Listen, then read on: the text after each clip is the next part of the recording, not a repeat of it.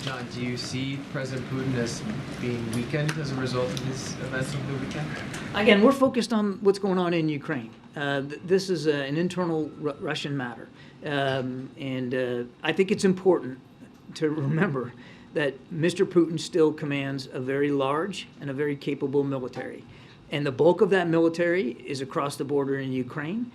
And that military is defending itself against Ukrainian attacks. And we've got to stay focused on what really matters mostly in front of us, and that's helping Ukraine succeed on the battlefield. And that's what we're going to do. Whether there were U.S.-Russia military-to-military contacts over this? All I can tell you is that we, through various diplomatic channels, conveyed those messages to Russia directly. One, that there was no U.S. involvement here, nor will there be, or would there be.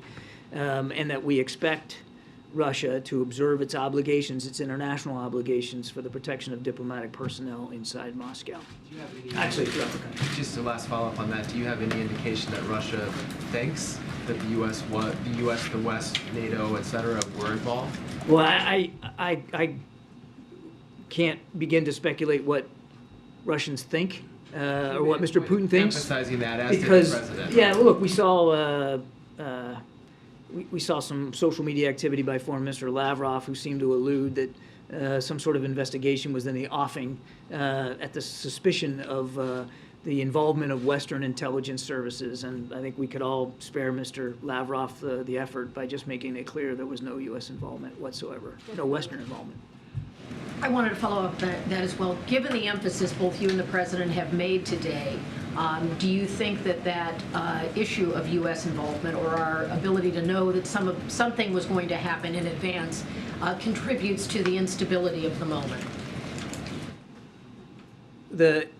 We're all concerned by any potential for instability in Russia, given the stakes and given what's going on in Ukraine. And I'm not going to talk about intelligence matters one way or the other here.